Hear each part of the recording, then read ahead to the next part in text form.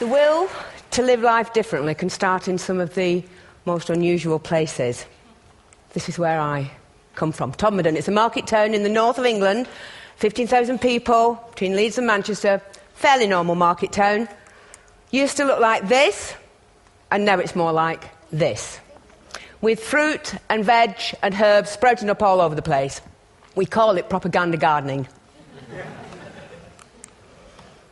Corner of our railway station car park, front of our health centre, people's front gardens, and even in front of the police station.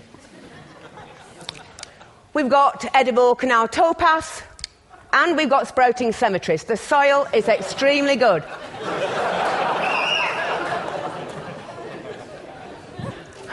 We've even invented a new form of tourism. It's called vegetable tourism.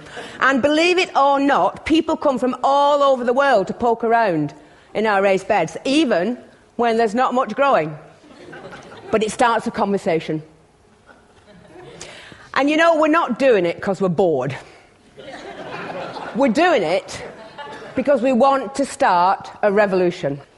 We try to answer this simple question: can you find a unifying language that cuts across age and income and culture that will help people themselves find a new way of living?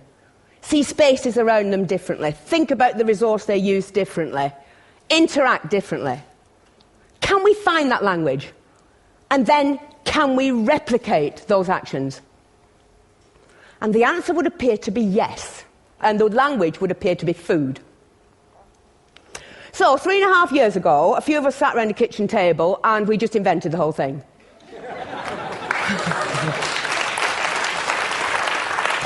We came up with a really simple game plan that we put to a public meeting. We did not consult, we did not write a report, enough of all that. And we said to that public meeting in Todmorden, look, let's imagine that our town is focused around 3 plates. A community plate, the way we live our everyday lives. A learning plate, what we teach our kids in school and what new skills we share amongst ourselves. And business, what we do with the pound in our pocket and which businesses we choose to support. We put that proposition to the meeting, 2 seconds, and then the room exploded. I have never, ever experienced anything like that in my life. And it's been the same in every single room, in every town that we've ever told our story.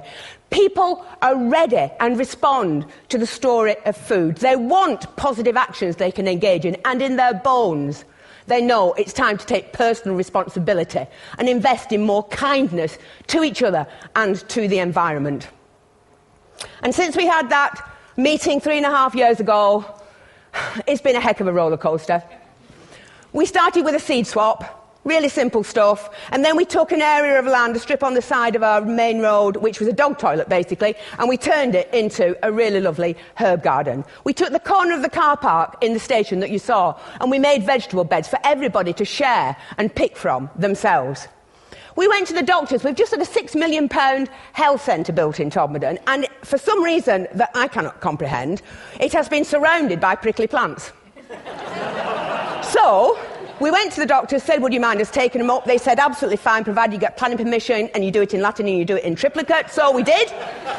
And now there are fruit trees and bushes and herbs and vegetables around that doctor's surgery. And there's been lots of other examples, like the corn that was in front of the police station and the old people's home that we've planted up with food that they can pick and grow. And then there's the second plate, the learning plate. Well, we're in partnership with the high school. We've created a company. We are designing and building an aquaponics unit in some land that was spare at the back of the high school, like you do. And now we're going to be growing fish and vegetables in an orchard with bees. And the kids are helping us build that. And the kids are on the board. And because the community was really keen on working with the high school is now teaching agriculture. And then there's the third plate. Because if you walk through an edible landscape, and if you're learning new skills, and if you start to get interested in what's growing seasonally, you might just want to spend more of your own money in support of local producers. Not just veg, but meat and cheese and beer and whatever else it might be. But then we're just a community group, you know, we're just all volunteers. What could we actually do? So we did some really simple things. We fundraised, we got some blackboards, we put Incredible Edible on the top, we gave it to every market trader that was selling locally, and they scribbled on what they were selling in any one week. Really popular, people congregated around it, sales were up. And then we had a chat with the farmers and we said, we're really serious about this, but they didn't actually believe us. So we thought, OK, what should we do? I know, if we can create a campaign around one product and show them there is local loyalty to that product, maybe they'll change their mind and see we're serious. So we launched a campaign, because it just amuses me, called Every Egg Matters. And what we did was we put people on our egg map. It's a stylised map of Todmorden. Anybody that's selling their excess eggs at the garden gate, perfectly legally, to their neighbours, we've stuck on there. We started with 4, and we've now got 64 on. And the result of that was that people were then going into shops asking for a local Todmorden egg.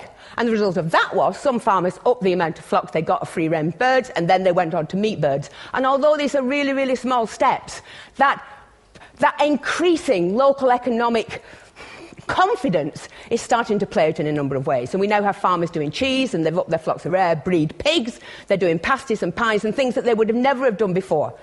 We've got increasing market stalls selling local food, and in a survey that local students did for us, 49% of all food traders in that town said that their bottom line had increased because of what we were actually doing. And we're just volunteers, and it's only an experiment. Now, none of this is rocket science. It certainly is not clever, and it's not original. But it is joined up, and it is inclusive. This is not a movement for those people that are going to sort themselves out anyway. This is a movement for everyone. We have a motto: if you eat, you're in.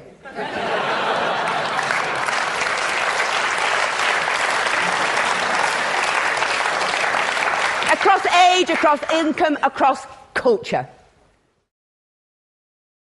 Through an organic process, through an increasing recognition of the power of small actions, we are starting at last to believe in ourselves again, and to believe in our capacity, each and every one of us, to build a different and a kinder future. And in my book, that's incredible. Thank you.